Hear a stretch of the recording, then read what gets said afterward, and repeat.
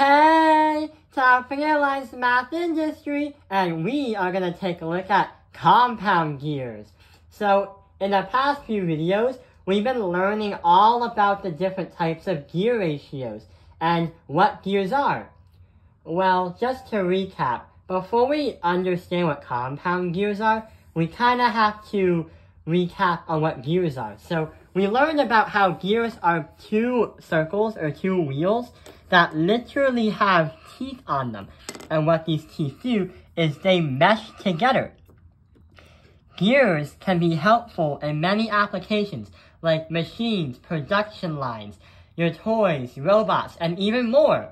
We've also learned to understand what is the different ratios between the two.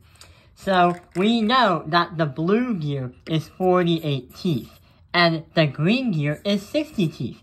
We also learned that the formula that helps us understand the gear ratio is driven divided by drive. So what that is saying is the drive is going to be the one turning the other gear, which is the driven. So we're going to put this motor right here. So blue is going to be drive, and green is driven. Now we have to use the formula right over here. So we are going to do 60 divided by 48. And if we simplify it and divide both sides by 12, because that's a really good number, by proportion, it's going to be 5/4. So what that is saying is the blue gear is going to rotate 5 times, while the green gear, being bigger in diameter, is going to rotate 4 times until both of the same points meet up again. So we've learned about compound gears and simple gear trains, where we just calculate literally gears that are simple, and also gears that are two gears that mesh with each other. But what if I told you that there's compound gears? But hang on, what's a compound gear? So right over here are two different gears. Notice how there's a red one and a green one. Let's think. The red one has 84 teeth, and the green one has 60 teeth. Instead of calculating the gear ratio, we're going to put these two together. So we're going to put this one on top of that one. And we're going to snap it in.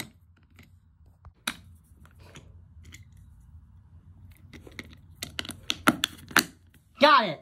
So right here, we have not two gears, but two gears that are attached together. So the red one is still 84 teeth, and the green one is still 60 teeth. But the reason why it's called a compound gear is because in mathematics, the word compound means that you're putting two things together. It's also a really good word when you're in the finance world, where everything adds up. Like how they say everything compounds up when you're playing around with money. So with gears though, instead of having one gear, we have two gears that are stuck together or on the same axle.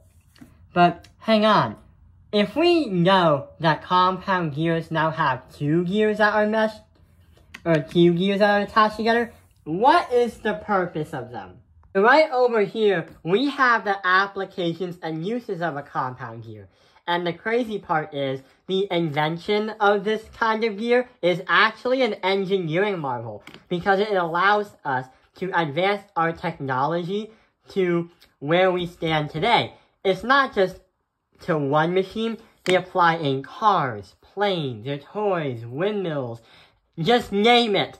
Name something that uses gears but does not use a compound gear. So what they're mainly used for that makes them so great is they can change gear ratios that have torque and speed but at an extreme level. So imagine you had two different gears, and if you wanted to make this green gear go slower, then it makes sense to have a smaller gear right here. But if you wanted to make the machine go even slower, it is a good idea to add even more gears that mesh with the green one. But sometimes, A, we don't have enough money to even make those gears, and B, how are all these gears gonna fit in that same machine in one line. That makes no sense. But what happens is if you put one gear on top of another gear, and then you place this one and mesh it to its side, it's adjacent, then it makes sense that you can still achieve the same gear ratio you want, but you don't need to take up that much space. And you don't need to keep adding more and more gears, which costs more money to produce and manufacture. We also have more control with the gear ratio and the performance of a machine. So going back to this right over here, if you had a machine where you wanted to have different speeds, but space was limited, having a compound gear train, just like this, one part of the machine can mesh with the red teeth, which is the bigger gear. Another part of the machine is meshing with the green teeth, which is a smaller gear. These two, depending on the diameter of the gear, is going to determine where is the gears meshing, and is also going to alter how fast and how strong the machine is working at.